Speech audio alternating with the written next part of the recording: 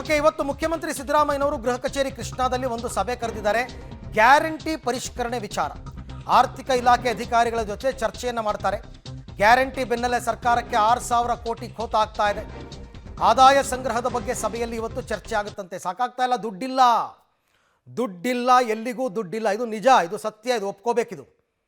ಯಾಕೆ ಅಂತಂದರೆ ಪರಿಸ್ಥಿತಿ ಆಗಿದೆ.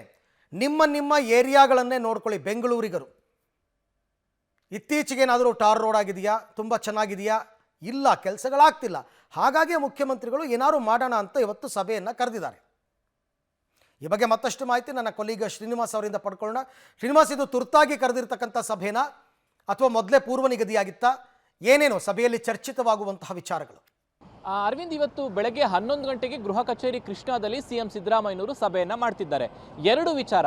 ಒಂದು, ಗ್ಯಾರಂಟಿಗಳ ಪರಿಷ್ಕರಣೆ ಆಗಬೇಕಾ ಅನ್ನುವಂತಹ ಗೊಂದಲಗಳ ಚರ್ಚೆ ನಡೀತಾ ಇದ್ದಾವೆ, ಅದಕ್ಕೆ ಸಂಬಂಧಪಟ್ಟಂತಹ ಒಂದು ಸಭೆ. ಎರಡನೇದು, 4 ತಿಂಗಳಲ್ಲಿ ಏಪ್ರಿಲ್, ಮೇ, ಜೂನ್, ಜುಲೈಯಲ್ಲಿ ರಾಜ್ಯ ಸರ್ಕಾರ ಸಂಗ್ರಹ ಮಾಡಬೇಕಾದಂತಹ ತೆರಿಗೆ ಪ್ರಮಾಣ 6,000ಗಳಷ್ಟು ಕಡಿಮೆ ಆಗಿದೆ. ಸೊ ಎರಡೂ ವಿಚಾರವನ್ನ ಗಮನದಲ್ಲಿಟ್ಕೊಂಡು ಇವತ್ತು ಸಿಎಂ ಅವರು ಸಭೆಯನ್ನು ಕರೀತಾ ಇದ್ದಾರೆ.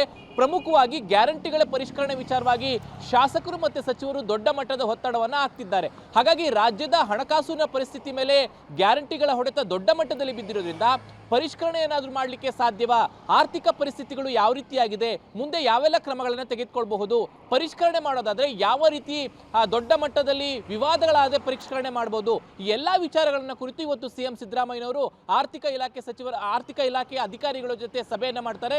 ಬಹುಶಃ ಅದಾದ ಬಳಿಕ ಪರಿಷ್ಕರಣೆ ಮಾಡ್ತಾರಾ ಇಲ್ಲವಾ ಅನ್ನೋಂಥದ್ದು ಸ್ಪಷ್ಟವಾಗುತ್ತೆ. ಮತ್ತೆ ಆರ್ಥಿಕವಾಗಿ ತೆರಿಗೆ ಸಂಗ್ರಹ ಏನು ಕಡಿತವಾಗಿದೆ ಅದಕ್ಕೆ ಚುರುಕು ಕೊಡುವಂತಹ ನಿಟ್ಟಿನಲ್ಲಿ ಅಧಿಕಾರಿಗಳಿಗೆ ಒಂದಿಷ್ಟು ಸೂಚನೆ ಕೊಡುವಂತಹ ಸಾಧ್ಯತೆ ಕೂಡ ಇವತ್ತಿನ ಸಭೆಯಲ್ಲಿ ಇರುವಂತದ್ದು. Arvind, okay, thank you. ತಮ್ಮ ಎಲ್ಲ ಮಾಹಿತಿಗೆ ಧನ್ಯವಾದ.